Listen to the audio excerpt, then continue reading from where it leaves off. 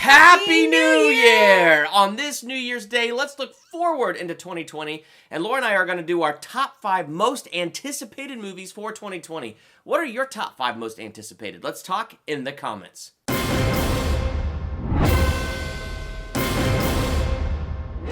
Welcome to Durbania. I'm Durbin. I'm Laura. And Happy New Year to you. It is the year 2020, which sounds like the far future, except that it's today. Yes.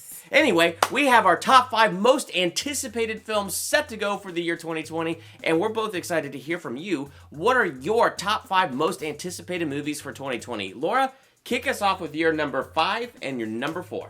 So number 5 is Artemis Fowl. Ooh. And the reason is I read the books and I enjoyed the books. They're fun, they're quirky, they're unique. But I'm sorry, the trailer makes it look like a train wreck. So that's why it's number 5, because I'm sorry, there's so much weird stuff that happens in those books. I have no idea how they can translate it. It got delayed too. So, yes, probably because it looked so bad. See, I've never read the book, so I saw the trailer and I was like, what is this? They're a twist. And so, and I haven't read all of them. I've only read like 3 or 4 of them. But I did enjoy the books. So I'm hopeful that if they keep the storyline close to the books, it'll be enjoyable. It's just going to look, I think, really odd on camera to have this, I can't even remember how old he is. It's been a while since I've read him. This like 10-year-old boy calling all the shots and being smarter than everybody. Right. So we'll see how it goes. Yes, Artemis Fowl. Yes, and then number 4 is James Bond. No Time to Die. Since I like Casino Royale, and I've really liked Daniel Craig as Bond, I'm looking forward to seeing him in this one. And I know it's going to close off his time as Bond. So, I mean, I would love if they threw us off and he died at the end, but that can't happen. Yeah, no, that's not going to happen. But yeah. Because he's Bond. So James Bond. Yes, I look forward to it. Right, okay, my turn. For me, number 5 is Godzilla vs. Kong. Yeah, this is at number 5 because, I'm not like beyond anticipating it, but I enjoy these monster movies, and I know they're not good. The human stories are annoying, but the human stories give us just enough stories so we have reason for monsters to fight. Now, I don't know what they're going to do for Godzilla vs. Kong. It's already been delayed from like May 2020 to November 2020. Yeah. A lot of people are taking that as negative, but I'm thinking maybe they took some constructive criticism. Maybe they're going to put more monsters in it. Right, and they're taking their time to fix it, to build it up and make it better. It doesn't have to be an ominous sign, and if we're already thinking, what an ominous sign, it's not going to be an Oscar winner, we're already in trouble. Yeah. It's a dumb, fun monster movie, and that's all I'm looking forward to. Go in there with those expectations, and you'll probably enjoy it. Yeah, and I can't wait. For me, at number 4 is Onward from Pixar. It's with Chris Pratt and Tom Holland. Oh, yes! That movie looks cute. It does! That's not on my list, but that's a good one. Yes, it should be on your list. Yeah, it probably would be normally. Yeah, I mean, I think it looks really good. The trailer looks really interesting. It just looks like a fun, awesome Pixar animated adventure movie, and the fact that they're trying to bring their dad back to life, and they only get like half of him back to life, and they're on a quest to figure out how to bring the rest of him back to life, because it's Pixar, it's gonna just grab your heartstrings. You're gonna get that heartstring tug, yep. Just, pull it right out, but it does look really good, and I'm very much looking forward to Onward. So number 3 for me is Wonder Woman, 1984. I like the first Wonder Woman a lot. I'm kind of annoyed at the weird plot twist, but really what annoyed me is the fact that Chris Pine was coming back. Yeah. But I kind of understand how they're going to do that now, so that makes it a little bit easier for me. So I'm looking forward to that movie. And then number 2 is The King's Man. Yes. And so I really like all the Kingsman movies. They're weird, they're funky, they're also senselessly violent, which I enjoy.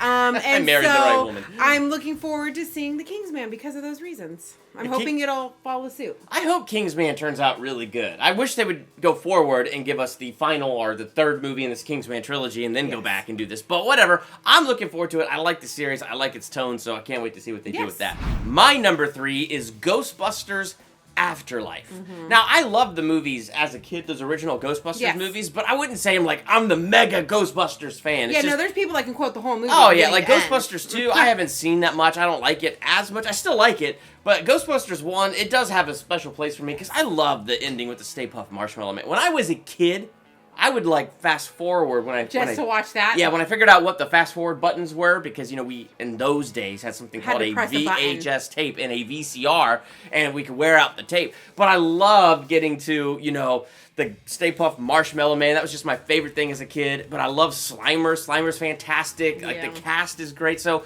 I do like that original Ghostbusters movies. And this trailer, I like that the tone was so different than the other Ghostbusters. It didn't, I mean, it's going to be a comedy to an extent. Yeah. But it felt more like an action, like Weird Town. I mean, I like the feel too. Well, I also think it's a smart move to change up the tone and change up the feel. I agree. You can't do the same thing. And like you said, it's going to be a comedy and it's going to be fun. But it's just, I don't know. I'm very much looking forward to Ghostbusters Afterlife and seeing the sequel to the 1980s movies. I agree.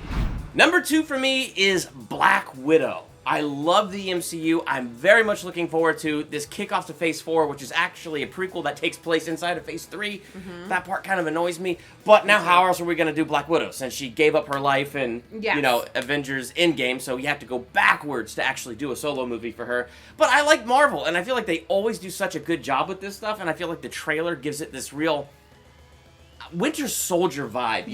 Kind of just that Jason Bourne fighting awesome action-packed, but you throw in the whole superhero thing with it, and I really like that, and I'm looking forward to what's his name from Stranger Things coming into it. Oh my gosh, I can only think of Hopper, and that's his name on Stranger Things. Yeah, I know this. I know, I'm terrible at names. It doesn't matter. About? This guy. Yes. I'm so excited to see him. So, it just, all of that looks so good, and I'm very much looking forward to this Black Widow movie. I just can't wait. Well, as we go into honorable mentions, one of mine is Black Widow. Woo! And my reasoning for her being the movie being an honorable mention is because I think I would have liked a prequel before all the Avengers movies and Iron Man and all of that. So we can see Budapest finally. Yes, and I'm and the little things like that built up to her where she was. Yes. So, because this to me is kind of weird. Maybe we'll figure out why she chopped her hair off and dyed it yellow. That's the only thing that I can see being different, really. My other 2 honorable mentions: Ghostbusters. Yes. Afterlife, and then. This one, I don't think it's going to be good because 2s normally aren't good when it comes to horror type movies. A Quiet Place 2. Oh, yeah. I was surprised with the first one. I really enjoyed it. And so, but I feel like we're probably going to get a lot of the same stuff. That's why it's not in my top 5, but I'm hopeful for it. So that's why it's an honorable mention. I haven't even watched the trailer for A Quiet Place 2 yet. As of this recording, I haven't even watched it yet. I didn't know there was a trailer for it. You need to get in touch with reality. I don't do it as much as he does, watch all the trailers. So. Oh, fun. One of my honorable mentions, The King's Man. Because I am very much looking forward to The King's Man. Another honorable mention I have is The Eternals. Looking forward to something brand new altogether in the MCU. And then my last honorable mention is Tenet. Oh, the Christopher Nolan movie. I forgot about that movie. That is in my end as well. The trailer is so weird and mysterious and I time like that travel. Stuff. I know, I do too. So, I'm intrigued. I like Christopher Nolan. I like his style, and I'm looking forward to the Tenet. I completely forgot about that movie. So, for me, for number 1 is actually The Eternals. Yeah! I know nothing about that comic book series in line, and Marvel has done such a fabulous job with all of their movies up to date. And so I'm actually really excited to learn about people we don't, superheroes we don't know about. Because for the most part, we knew all those other superheroes. Right, they're the mainstream heroes and all that stuff. I do remember when Guardians of the Galaxy came out, I'm like, oh, come on, how is this going to work? But it worked brilliantly. It worked really good. So I knew very little about that one as well. So this one I know nothing about. So I'm very excited to, have a whole new world of comic book lore kind of open up to us. Yes, me too. My number 1, because I am a huge DC fan, is Wonder Woman 1984. The DCEU has been one bumpy road. It has had its ups and big boy, time. Its lot downs of lows, unfortunately. have been down. Oh my gosh. # release the Snyder Cut. But I am very much looking forward to this Wonder Woman movie because I was so back and forth on it. Hearing that it's a sequel, but it's not a sequel. I was like, what does that even mean? And then that first trailer came out, and the background music, the song that they chose, the action sequences. We have Wonder Woman throwing the lasso around lightning bolts and swinging it. There's so much there that looks cool. And the whole thing where Steve Trevor comes back, as long as they don't undercut his sacrifice. But the trailer, it looked interesting, because I'm pretty sure it has to do with that rock. Yes. Even in his little television commercial, Maxwell Lord's television commercial, it's we can have whatever we want, and it's that rock in the background, and then all of a sudden there he is, looking at it like all like, ooh, look at this. So it's like what is the like comic book people think it's like a wishing stone? Yeah, or something? like a wishing. Like I've read different theories, and I can't confirm or deny any of that stuff. And I am not super familiar reading Wonder Woman comics, but it's kind of an interesting concept that could either go really cheeseball or really good. Yeah. But the trailer seems to lend towards really good for me. Plus, I'm also looking forward to this one because I really want to know what's going on. Like, yes. With Wonder Woman 84, I feel like we're going to get the answer. Are we soft rebooting, or are we just going to soldier forward? And I'm willing to bet that Wonder Woman 1984, and if you have a different opinion about this, let's talk in the comments, but I'm willing to bet they're going to try to ignore the continuity of Batman vs. Superman. Well, because 84 is in the past. Yes, and Justice League. But I think the way they're going to build up is going to like try to overwrite that history. Which I hope not. I hope not too. I liked those movies mostly. They had a lot of plot holes. I mean, I thought BVS was good, just rushed. Justice League, but has potential. So I don't know. I don't think it's bad enough though to trash everything. So I'm really hoping I'm wrong about my prediction. I hope Wonder Woman 84 is not a soft reboot. I don't know, but DC is in such a messy place right now that I want this win for them. Like I want Wonder Woman 84 to be just as good as that trailer looks, and I think that trailer looks pretty darn good. So that's why it's my #1 most anticipated, just because I want, really want it. DC's mess to be cleaned up, and I want another home run for them. That's a good reason. All right. So what are your top 5 most anticipated movies for the year 2020? Let's talk about that in the comments. While you're there, hit that subscribe button to become a Durbanian, and hit the bell by the subscribe button so you're notified the next time we do a ranking video like this, theological analysis, movie review, or anything else we do here. I'm Durbin. I'm Laura. Thanks for checking out Durbania. And Happy New Year. Woo!